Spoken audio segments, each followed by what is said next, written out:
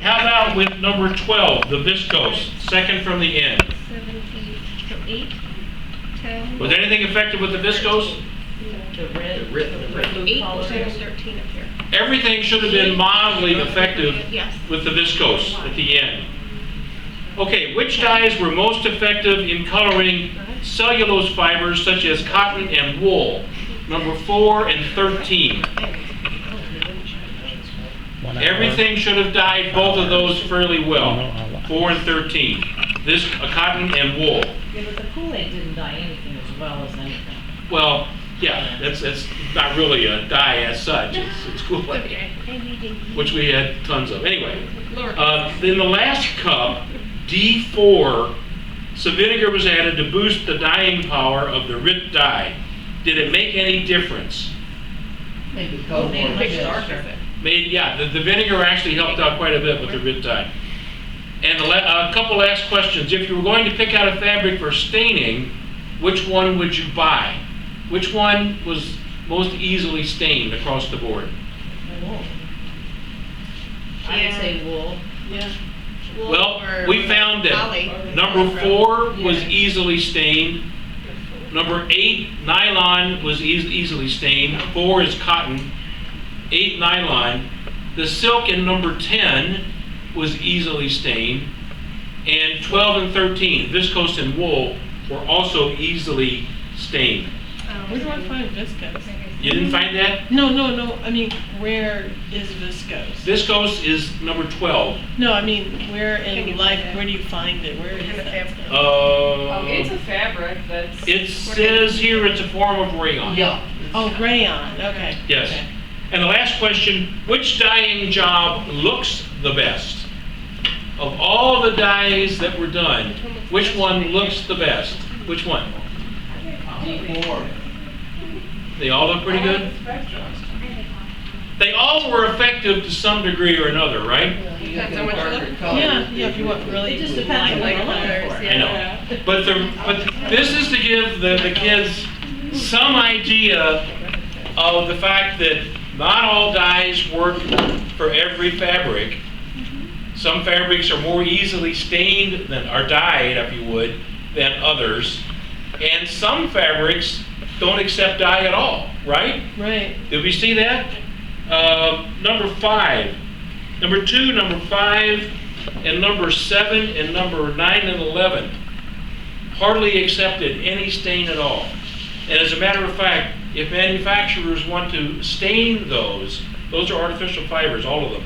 If they want to stain them, what they have to do is they have to stain them during the manufacturing process. Once done, it's too late. Okay, let's finish up.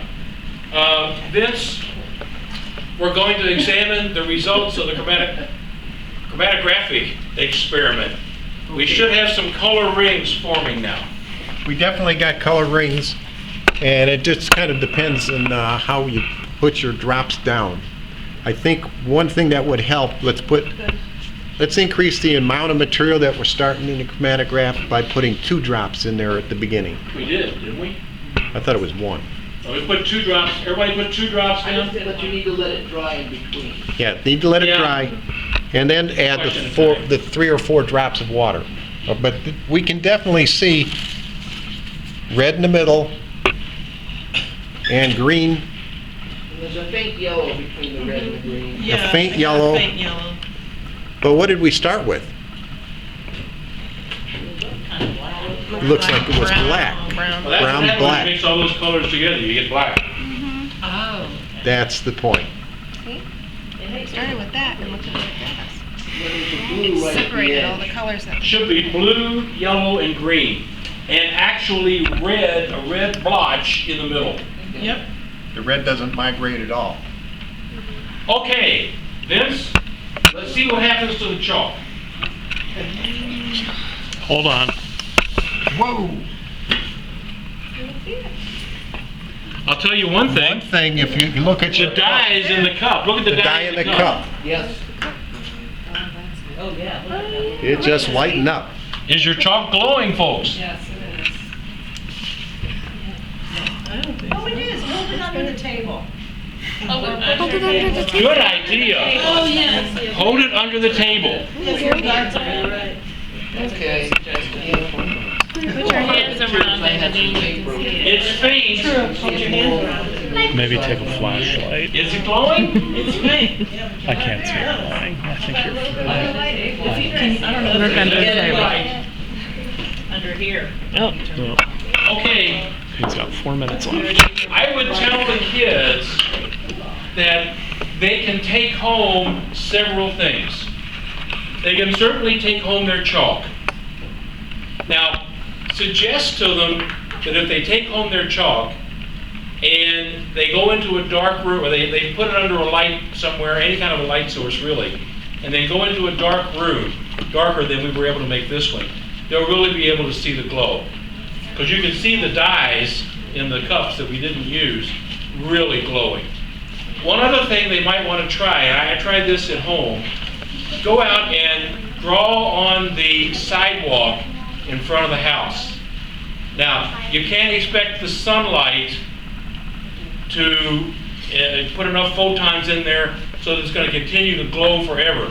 It only glows for a little while, okay? Only fluoresces, I should say, here, for a little while. So what I did was I put it on our sidewalk, then I turned the lights on, the porch lights on and so forth, and maybe even take a flashlight out and shine it on there for a little bit. And then turn the porch lights off, and they'll see the glowing chalk on the sidewalk, okay?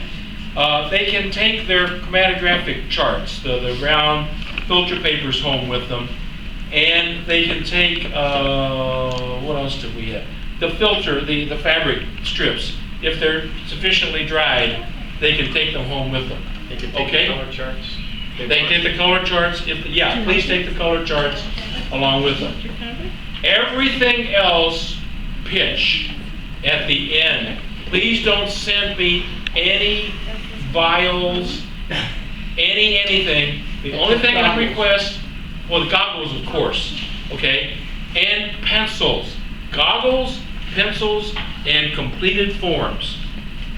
At this point, I would suggest that you ask the students, since they all have pencils, to fill out their student questionnaire. It's really simple. It says, did you like the program, and so forth, okay? And then, once the kids have all gone home, please fill this form out. It's your evaluation form. Send it back to me in the envelope provided. It's addressed to Julia Boxler. She's the youth program administrator for the library program. Please send this form, any photo consent forms that were completed, and the pencils back to me. Nothing else, please. Okay? Yes, Bob? Do you also want us to email the attendance figures back to you? You can, if you would. That would be very nice if you would. Although I know they're on there, but I think they're on here as well. Yeah, if you want to email them back to me, my email is in the script, okay? I have kits for everyone. They're over in Mark Wayner's lab, and we have boxes of goggles over here for everyone. Please take your kits, and what we're going to do is the way we know that you've picked up your kits is we have stick-on labels already pre-made. As you take your kits, we'll put your label on there. And then if your name is missing from the list of our labels, we know you've got your kit, okay? So make sure that if you take your kit, you get your label put on it at the same time. That way everything will be cool. Any questions, folks, while you're here? Okay, have fun with the program. That took an awful